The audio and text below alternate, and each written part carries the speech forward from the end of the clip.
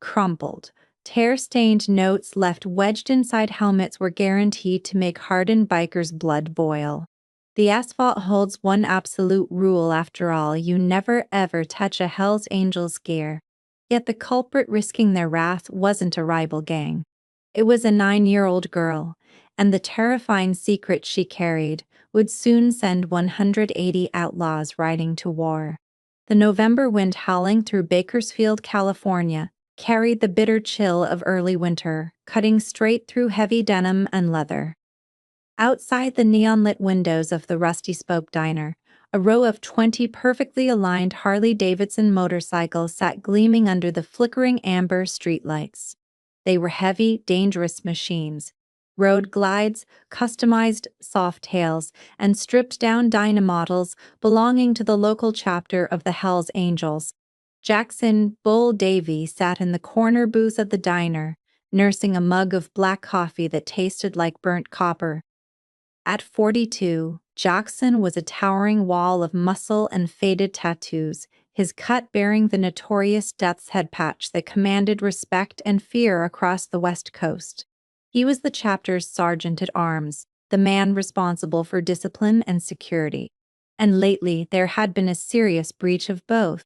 For 3 consecutive nights, someone had been violating the most sacred rule of the biker code. They had been touching the bikes. It started on a Tuesday. Iron Mike Thompson, the chapter president, had walked out to his meticulously restored 98 Fat Boy to find a piece of grimy, lined notebook paper folded into a tight, complex triangle and wedged securely behind the visor of his helmet. The next night, Silas Ghost Montgomery and a prospect named Wyatt found identical folded papers shoved into their handlebars and gas tank caps. The notes were always the same, a frantic, barely legible scrawl in blue crayon that just said, "He's going to hurt us. Please. The monsters are scared of you." Most of the guys brushed it off as a prank by local teenagers acting tough. But Jackson didn't like it. To him, the disrespect was a line crossed, a test of their perimeter. If someone could sneak up and touch their helmets, they could just as easily cut brake lines or plant a tracker. "I'm telling you, it's the Mayans messing with us," Ghost muttered, wiping a spot of grease off his knuckles with a napkin. Trying to spook the younger guys, Jackson shook his head, his eyes locked on the dark parking lot outside the diner window. "Mayans don't fold paper like origami, Ghost. And they don't use crayons. Whoever it is, they're small, they're quiet, and they're coming back tonight. I can feel it." When the rest of the chapter finished their steaks and beers, firing up their engines in a thunderous symphony that rattled the diner's windows, Jackson faked a stalled starter. He waved the brothers on. "Go ahead," he shouted over the roar of the V-twins. "I gotta swap a fouled plug, catch up with you at the clubhouse." As the rumble of the pack faded into the cold night, the Rusty Spoke's parking lot fell eerily silent. Jackson pushed his bike around the side of the building, concealing it behind a rusted industrial dumpster. He zipped his leather jacket up to his chin, pulled a heavy Maglite flashlight from his saddlebag, and melted into the deep shadows near the back alley. He waited.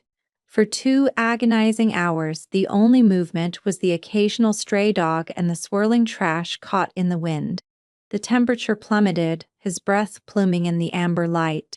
Just as Jackson was about to write the night off as a failure, he heard it. The sound was impossibly soft, the subtle crunch of gravel, light as a feather. From the darkness of the alleyway behind the diner, a figure emerged. It wasn't a rival gang member in heavy boots, nor a drunken teenager. It was a child. Jackson narrowed his eyes, his massive hand tightening around the heavy barrel of the flashlight. The figure creeping toward the sole remaining motorcycle in the lot, a bike belonging to one of the diner cooks, was a little girl. She couldn't have been older than 9. She wore an oversized, filthy men's flannel shirt that hung down to her knees, completely swallowing her frame. Her feet were shoved into adult-sized sneakers with no laces, dragging slightly on the asphalt to avoid making noise. She moved with the hypervigilance of a hunted animal, her wide, terrified eyes darting left and right. In her trembling, dirt-smudged hands, she clutched a familiar folded square of lined notebook paper. Jackson watched, utterly bewildered, as the girl reached up on her tiptoes, struggling to tuck the note into the strap of the helmet resting on the bike's seat. "That's not my bike, kid." Jackson's deep, gravelly voice shattered the silence. The girl gasped, a sound of sheer panic, and dropped the paper. She spun around, her eyes locking onto Jackson as he stepped out from the shadows. Standing at 6'4", cloaked in black leather with his arms crossed, Jackson knew he looked like the devil himself. The girl didn't just freeze, she collapsed to her knees, wrapping her thin arms around her head in a defensive posture, bracing for a physical blow that Jackson had absolutely no intention of delivering. "Please, don't tell him. Please, I'm sorry," she shrieked, her voice cracking with terror. Jackson froze. The anger he had harbored over the touched bikes evaporated in an instant, replaced by a cold, heavy knot in his gut. He had seen fear before. He was a Hell's Angel. He traded in it. But this was different. This was the deep, conditioned terror of an abused child. He slowly set his maglite on the ground and dropped to one knee, keeping a respectful distance. Hey, easy," Jackson said, softening his deep voice as much as he possibly could. "Nobody's hitting anyone here. I'm not gonna hurt you." The girl peeked through her tangled, dirty blonde hair. She was shivering violently, her lips a pale shade of blue. "I'm Jackson," he said, holding his hands up to show they were empty. "You're the one leaving the notes on our helmets?" She gave a tiny, jerky nod, her eyes darting toward the street as if expecting an ambush. "Why?" Jackson asked, picking up the fallen note and unfolding it. "The monsters are scared of you." "What does this mean, kid? What's your name?" "Lily," she whispered, her teeth chattering. She pointed a trembling finger at the death's head patch on his leather vest. He said you guys are the worst. He said nobody crosses the angels. He said the police work for him, but you don't." Jackson's brow furrowed. "Who is he?" Lily swallowed hard, tears finally spilling over her dirt-caked cheeks. "My stepdad, Rick. He locked my little brother Tommy in the basement at the compound. He said if I didn't make the deliveries, Tommy wouldn't get to eat. But I ran away to get help. The police won't help. Rick pays them. I needed the worst monsters I could find to fight my monster." The words hit Jackson with the force of a freight train. He looked at the frail, shivering girl, then down at the blue crayon scrawl in his massive, calloused hand. She hadn't been vandalizing their property. She had been praying to them. In her desperate 9-year-old logic, the only way to defeat a monster was to summon a bigger, scarier one. Jackson stood up, unzipping his heavy leather cut and draping it over Lily's trembling shoulders. The vest dragged on the ground, but the thick leather and residual body heat immediately stopped her violent shivering. "You said compound, Lily. What compound?" Jackson asked, his tone shifting from gentle to fiercely focused. Lily pulled the leather vest tighter around herself, her eyes wide. "The salvage yard on Route 9. Rick's salvage yard. They cook the bad-smelling stuff back there. The stuff that makes people crazy." Jackson's jaw tightened. Route 9 salvage. It was a sprawling, rusted junkyard heavily fortified with corrugated metal fences and vicious guard dogs, owned by a notoriously sleazy local named Richard "Rick" Gable.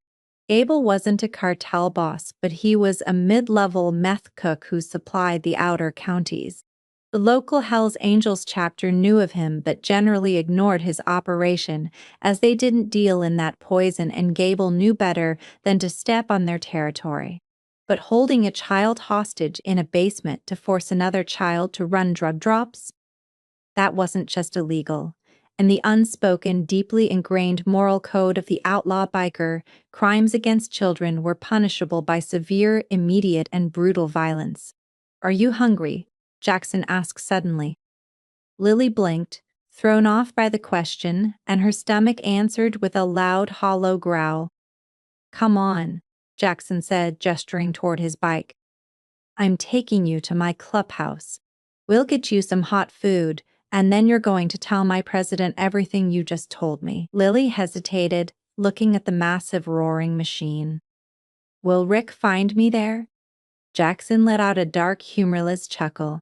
"Little girl, if Rick Gable comes within a mile of our clubhouse tonight, there won't be enough of him left to fill a coffee can. You're under my protection now." The ride to the Hells Angels compound was a blur of neon and cold wind. Lily sat tightly behind Jackson, her tiny arms wrapped around his waist, burying her face in his back. When they pulled up to the heavy steel gates of the clubhouse, the guards, armed with shotguns, immediately lowered their weapons, staring in shock as their fearsome sergeant-at-arms rode in with a tiny, dirty child riding pillion. Inside the clubhouse, the atmosphere was thick with cigar smoke, the clinking of beer bottles, and heavy rock music. The moment Jackson walked through the double doors, holding Lily by the hand, the music was abruptly killed. 30 hardened, tattooed outlaws fell dead silent, their eyes locked on the little girl swimming in Jackson's leather vest. Iron Mike Thompson, a man with a silver beard and eyes like chipped flint, stood up from the head of the heavy oak table. "Bull," Mike growled, his voice echoing in the quiet room. "What the hell is this?" Jackson didn't flinch. He walked Lily straight up to the president's table. "This is our helmet vandal, Mike. Her name is Lily." Jackson tossed the crumpled notes onto the oak table. "She wasn't messing with us. She was asking for an army." For the next 20 minutes, the clubhouse remained completely silent as Lily, fueled by a plate of warm macaroni and cheese provided by the bartender, told her story. She detailed how her mother had fallen ill, how Rick had taken over, and how he used her little brother Tommy as collateral to force Lily to squeeze through fences and drop off packages of meth to local buyers. She explained the basement cold, damp, and locked behind a heavy steel door at the salvage yard. When she finished, she looked up at the circle of imposing men surrounding her. "I'm sorry I touched your bikes," she whispered. "But the police drive their cars into Rick's yard and leave with thick envelopes. I didn't know who else to ask." Iron Mike stared at the little girl for a long, heavy moment. He looked down at the blue crayon note, tracing the words with a scarred finger. "The monsters are scared of you." Mike looked up at Jackson, then around the room at the 30 men of his chapter. The anger radiating from the bikers was palpable. It was a heavy, suffocating rage that made the air in the room feel thick. These were outlaws, men who lived outside the bounds of society's laws, but they were also fathers, brothers, and men who protected their own communities. "Gable," Mike spat the name like venom. "That rat bastard has a kid locked in a basement." "We can ride out right now, Mike," Ghost said, stepping forward, his hands clenching into fists. "Burn that salvage yard to the ground." Mike held up a hand. "No. Gable's yard is essentially a fortress. He's got armed guards, cameras, and local cops in his pocket. If we go in with just 30 guys, it's a shootout, and the boy could get caught in the crossfire. Or worse, Gable uses him as a shield." Mike turned to the chapter's secretary. "Call the Fresno chapter. Call Oakland. Call the Nomads. Tell them the Bakersfield Charter is invoking an all hands. We want every patched member within a 3-hour radius here by midnight." Jackson smiled grimly, a chill running down his spine. An all-hands call for a local dispute was incredibly rare. It was a declaration of absolute war. Mike leaned down, resting his massive, ring-covered hands on the table, bringing himself to eye level with Lily. His harsh face softened into something resembling a grandfatherly warmth. "Lily," Iron Mike said gently, "you were right. Rick Gable is going to be very, very scared of us. Because tonight, you didn't just find a monster. You found a family. By 11:45 p.m., the quiet desert night surrounding the Bakersfield clubhouse was shattered by a sound that shook the very earth. It started as a low rumble in the distance, vibrating the asphalt, before growing into a deafening, thunderous roar. Headlights pierced the darkness by the dozens, then by the hundreds. From the north, the south, and the west, columns of Hell's Angels poured into the compound. They arrived in tight, disciplined formations, their motorcycle engines howling into the night. 180 patched members from across California had answered the call. The clubhouse parking lot was a sea of leather, chrome, and fury. As the men dismounted, Jackson stood on the porch with Lily, watching the army assemble. The little girl's eyes were wide as saucers, her fear completely replaced by awe. Iron Mike stepped out onto the porch, flanked by Jackson and the presidents of the visiting chapters. He didn't need a megaphone. The sheer silence that fell over the 180 men as he raised his hand was absolute. "Brothers," Mike's voice boomed across the lot. "Tonight we ride for someone who couldn't ride for herself. A local scumbag named Rick Gable is holding a boy hostage in his salvage yard, using him to enslave this little girl." A collective, low growl rippled through the crowd of bikers, a sound of pure, unadulterated menace. "The cops are paid off," Mike continued. "The law won't help them, so tonight we are the law. We are going to hit that salvage yard like a hurricane. We don't leave until the boy is safe. And we don't leave until Gable understands what happens when you bring harm to a child in our city." Mike pulled on his heavy leather riding gloves, his eyes burning with intensity. "Mount up." The midnight ride to Route 9 was not a parade, it was a localized earthquake. 180 heavy V-twin engines moving in a synchronized, staggered formation created a shockwave that rattled the windows of sleeping suburban houses and set off every car alarm they passed. The convoy stretched for nearly a mile down the desolate stretch of highway leading out of Bakersfield. At the head of the spear rode Iron Mike Thompson, with Jackson Bull Davies flanking his right. Lily remained back at the heavily guarded clubhouse, wrapped in a blanket on the leather sofa, watched over by the chapter's old ladies and a half-dozen prospects armed to the teeth. Jackson had promised her he would bring Tommy back, and a promise from the sergeant at arms was a blood oath. As the sprawling, rusted expanse of Rick Gable's salvage yard came into view, the sheer scale of the criminal operation became apparent. Towering corrugated steel fences wrapped around the perimeter, topped with concertina wire. Massive halogen floodlights swept the dusty lot, illuminating stacks of crushed sedans and gutted pickup trucks. Mike didn't signal to slow down. He raised his left fist into the freezing air and split his fingers. Instantly, the biker army divided with military precision. 60 riders peeled off to the left dirt road to secure the eastern perimeter, 60 cut right to blockade the rear exit, and the remaining 60 the heaviest hitters of the Bakersfield and Oakland chapters aimed their machines directly at the reinforced front gates. Inside the compound guardhouse, 2 of Gable's hired muscle were playing cards when the coffee in their styrofoam cups began to vibrate. One of them stepped out onto the metal catwalk, raising a pair of binoculars. His jaw dropped. A tidal wave of chrome and black leather was roaring out of the darkness, cutting through the desert dust like a phantom cavalry. "Hey, hey, wake up the boss!" the guard screamed into his radio, his voice cracking in panic. "We got company, a lot of it." They never even had the chance to draw their weapons. Instead of braking at the heavy chain-link gate, a massive, armor-plated tow truck belonging to a Nomad member named Wrench accelerated past the lead bikes. The truck hit the reinforced steel doors at 50 miles an hour. The sound of rending metal tore through the night as the heavy gates were ripped cleanly off their hinges, sent flying into the dirt in a shower of sparks. The Hells Angels poured through the breach like a flood of dark water. They didn't fire a single shot.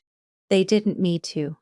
The sheer, overwhelming psychological terror of one Haiti massive, heavily tattooed outlaw swarming the compound was paralyzing. Gable's guard dogs, 4 vicious Rottweilers trained to tear intruders apart, took one look at the deafening, roaring machines, put their tails between their legs, and scrambled under a rusted shipping container.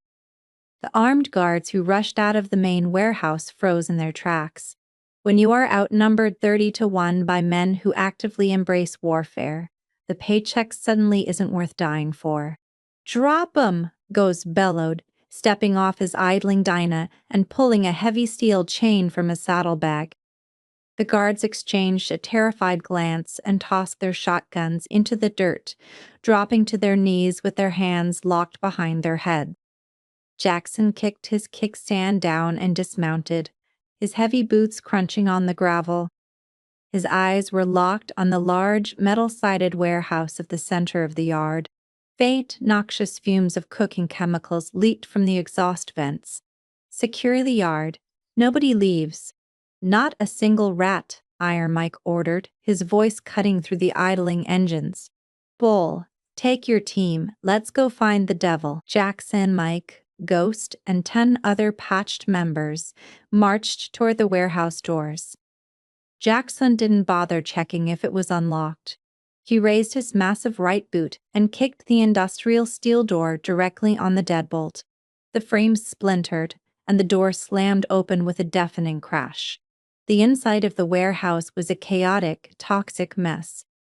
Tables were lined with glass beakers, rubber tubing, and industrial fans trying to vent the suffocating smell of ammonia and ether. But the true shock wasn't the meth lab, it was the 2 men standing in the center of the room, frozen in the act of packing thick stacks of cash into a duffel bag. One was Rick Gable, a sweaty, emaciated man with frantic eyes and a patchy beard. The other man, however, made the biker's blood boil hotter than the chemical fires. He was wearing the tan uniform of the local county sheriff's department. Deputy Miller. "Oh, look at this," Iron Mike growled, stepping into the harsh fluorescent light, pulling off his leather gloves. "The law and the lawless, doing business while a kid rots in a cage." Deputy Miller instinctively dropped his hand to his service weapon, his face pale with a mix of fear and arrogant indignation. "You boys are making a massive mistake," Miller stammered, trying to project authority. "You're interfering with a confidential police informant. You need to turn around and ride out of here before I call down the whole department on your clubhouse." Jackson let out a low, dark laugh. He closed the distance between himself and the corrupt deputy in 3 massive strides. Before Miller could even unclip his holster, Jackson's calloused hand shot out, grabbing the deputy by the throat and slamming him violently against his steel support beam. The deputy's gun was stripped from his belt by Ghost in less than a second. "You call whoever you want, Badge," Jackson whispered, his face mere inches from the terrified cop. "But if you think your local precinct wants a war with 180 of my brothers over a dirty rat who cooks poison and locks kids in basements, you're a worse gambler than you are a cop." Jackson let the man drop to the floor, gasping for air. He turned his attention to Rick Gable, who was frantically backing away toward a rear exit, his eyes darting for an escape route. He didn't make it far. 2 massive Oakland Angels stepped out of the shadows, blocking the door, their arms crossed. "Where is he?" Jackson demanded, his voice a low, terrifying rumble that promised immediate violence. "Where is who?" Gable squeaked, holding his hands up defensively. "I don't know what you're talking about. Look, take the cash. Take the product. Just let me walk." Jackson didn't negotiate. He lunged forward, grabbing Gable by the front of his stained shirt and lifting the scrawny man clean off his feet. "Little boy, Tommy, basement, keys. Now." Gable whimpered, frantically fumbling a heavy brass ring of keys from his pocket and dropping them onto the concrete floor. Through the red door, down the stairs. "He's fine." I swear he's fine. I was just teaching the girl a lesson. Iron Mike delivered a swift, brutal backhand across Gable's jaw, snapping the man's head to the side and dropping him to the floor in a heap. Tie 'em both to the forklift, Mike ordered Ghost. If they make a sound, use the duct tape. Bull, go get the boy. Jackson snatched the keys from the floor and sprinted toward the heavy, reinforced red steel door at the back of the warehouse. He jammed the key into the lock, twisting it violently until the deadbolt clicked. He threw the door open, revealing a steep, pitch-black stairwell that smelled of damp earth and motor oil. He pulled his heavy maglite from his belt, clicking it on. The beam of light sliced through the darkness as he descended the stairs, his heart pounding against his ribs. "Tommy?" Jackson called out, forcing his booming voice to soften. "Tommy, are you down here?" At the bottom of the stairs, the flashlight beam swept across a cold, concrete room. In the far corner, huddled on a filthy, torn mattress covered in a thin, moth-eaten blanket, was a tiny figure. The 6-year-old boy threw his arms over his face, shielding his eyes from the harsh light, whimpering in sheer terror. "Hey, little man," Jackson said gently. "It's okay. You don't have to be scared anymore." Tommy peeked out from under his thin arms. His face was smudged with dirt, his cheeks hollow from hunger. Are you the monster?" he whispered, echoing his sister's terrified logic. Jackson felt a rare tear prick the corner of his eye. He reached into his leather vest and pulled out the crumpled piece of blue crayon notebook paper. He held it out into the dim light. "No, Tommy," Jackson smiled softly. "I'm the guy who scares the monsters away. Your big sister Lily sent me. She's waiting for you." Tommy's eyes widened at the mention of his sister. He scrambled off the mattress, launching his tiny body forward and burying his face into Jackson's chest. The massive biker wrapped his heavily tattooed arms around the frail child, lifting him up as effortlessly as a feather.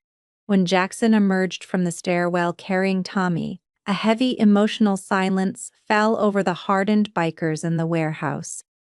Men who had survived prison riots, bar fights, and brutal turf wars suddenly found themselves staring at the floor, clearing their throats, wiping grime from their eyes.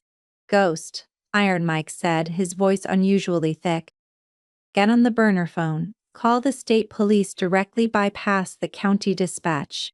Tell them we have a hostage rescue and a meth lab bust, and we've got a dirty county deputy tied up with a bow for them." Ghost nodded, dialing the numbers. "And what about us, boss?